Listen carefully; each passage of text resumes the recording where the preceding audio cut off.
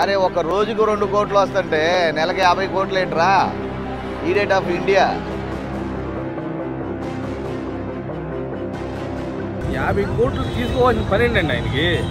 రాజకీయాల్లోకి వచ్చిన తర్వాత 70 కోట్లు అప్పులు అయ్యాడు ఆయన. ఆయన అధికారంలోకి వచ్చింది కానీ ఇప్పుడు 70 కోట్లు అప్పులు అయ్యాడు ఆయన. ఈ 30 సంవత్సరాల్లో ఏ రాజకీయ నాయకుడు రాజకీయాల్లోకి వచ్చి అప్పులు అయ్యాడని ఏ రాజకీయ నాయకుడు నేను వినలా పేరు కూడా.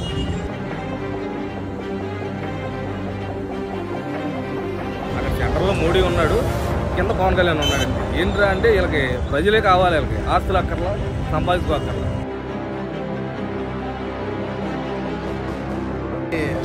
దువ్వాడ శ్రీనివాసరావు కనుక ఎదురైతే చెప్పుతూ పడాలండి. నేను అనకూడదు, కానీ వాళ్ళు అన్నట్టు మేము అనకూడదు. అంత సొంత భార్యను వదిలేసి ఎవరో ఉంపుడు కత్తిని ఉంచుకొని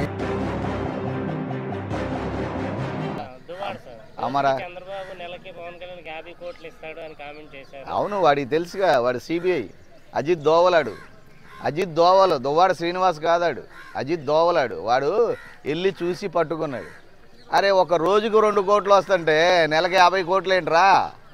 ఈడేట్ ఆఫ్ ఇండియా. నువ్వు నీ ఐటమ్ గాళ్ళు రాష్ట్ర ప్రజల్ని తప్పుదోవ పట్టిస్తున్నారా? సంసారం చేసుకునేటటువంటి సాధారణ మహిళల్ని అందరూ కూడా చిచ్చ బాగాలేదండి ఇలాంటి వర్షం. అలాగే దువ్వాడ శ్రీనివాస్ ముందు చేయాలి.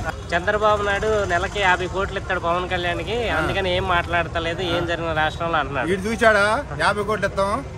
మరి మరి మరి వీడి పెళ్ళం ఆస్తి అంతా వీడు సంపాదించుకుని వీడికేం ఆస్తి రోడ్డు మీద ఉన్నాడు. వీడు ఆ రోజులు పేరుంచి పెళ్లి చేసినాడు. వీడు పెళ్ళం ఆస్తే ఇదంతా మరి దానికి ఇల్లు ఎట్ట వచ్చింది? దానికి ఇప్పుడు చేసుకున్న దానికి వీడికేముంది? వీడికి ఇప్పుడు ఆయమ్మని పెళ్ళాన్ని పంపించేసాడు ఇంటికి. ఇది పెళ్లి చేసినాడు, వీడు చేసినాడు అంటున్నారులే, కానీ పబ్లిక్ గా తెలియదుగా. వీడు కరెక్టా మనిషి దువ్వాడ శ్రీనివాసు? చెప్పండి. దువ్వాడ శ్రీనివాసరావు తీసుకుంటే నిన్న కాక మొన్న 2 రోజుల క్రితం ఎవడండి పవన్ కళ్యాణ్ గారికి చంద్రబాబు నాయుడు నెలకి 50 కోట్లు ఇస్తున్నాడు, అందుకని ఏం మాట్లాడలేదు, ఏం జరిగినా సైలెంట్ గా ఉంటున్నాడు. నాకు నువ్వు వస్తుంది దువ్వాడ సింగ్ చెప్తే. మాధవి లేకపోతే అది జీవితం లేదు. ఓకేనా? అలాంటి వాడి గురించి నాకెందుకు చెప్తారు? అట్లా వాడి గురించి అడగొద్దు. నాకు నువ్వు వస్తుంది ముందు. దువ్వాడ సీను ఇలా సించిన గురించి చెప్పొద్దండి. ఒక స్టామినా ఉన్న లీడర్ గురించి చెప్పండి, మాట్లాడదాం. దువ్వాడ శ్రీనివాసరావు ఒక కామెంట్ చేశారు, ప్రభుత్వంలో ఇన్ని జరుగుతున్నా పవన్ కళ్యాణ్ సైలెంట్ గా ఉన్నాడు, చంద్రబాబు నాయుడు పవన్ కళ్యాణ్ నెలకి 50 కోట్లు ఇస్తున్నాడు అని కామెంట్ చేశారు. అప్పుడు మరి అట్లయితే ఈ దువ్వాడ శ్రీనివాసరావు గారును మన జక్కమూడి రాజా,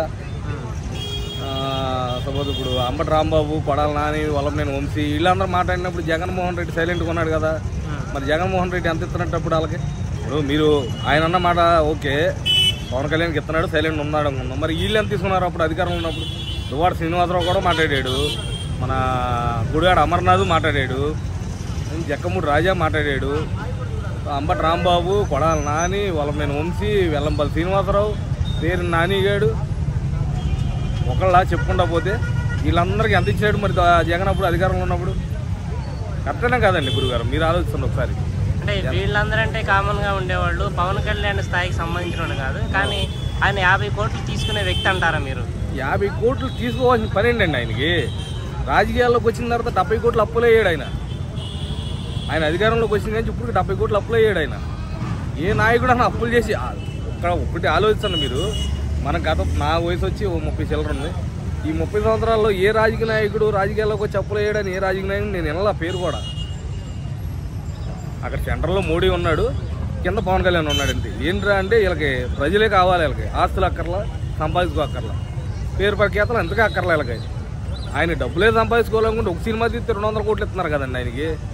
ఆయన ఇన్ని మాటలు పడి 50 కోట్లకి 10 కోట్లకి మాటలు పడాల్సిన పని ఉంది ఆయనకి? చెప్పండి ఒక మాట. దువ్వాడ శ్రీనివాసరావు కనుక ఎదురైతే చెప్పుతూ పడాలండి. నేను అనకూడదు, కానీ వాళ్ళు అన్నట్టు మేము అనకూడదు. అంత సొంత భార్యను వదిలేసి ఎవరో ఉంపుడు కత్తిని ఉంచుకొని ఆమె కూడా చీకొడుతుందేమో అని చెప్పి జగన్ చీకొట్టాడు, వైసీపీ చీకొట్టింది, అంతా అయిపోయింది. ఏదో ఎవరి మీద విమర్శలు చేసి వాళ్ళని తిడితే నన్ను అట్టాకు ఉంచి నాకు ఏమన్నా డబ్బుల సంచి ఏమైనా పంపిస్తారేమో అని చెప్పి ఎదురు చూస్తాను. దువ్వాడకి పవన్ కళ్యాణ్కి ఎంత అండి? ఆయనతో పోల్చుకుంటాడా దువ్వాడ? అసలు ఆయన మాట్లాడే అర్హత ఉందండి? చిన్న పోటీని తీసుకెళ్ళా చెప్తారు దువ్వాడను. వాళ్ళది ఒక కామెడీ, జబర్దస్త్ కామెడీ లాగా ఉంది వాళ్ళది. గురించి మనకి మాట్లాడనవసరం, వేస్ట్ టైం వేస్ట్.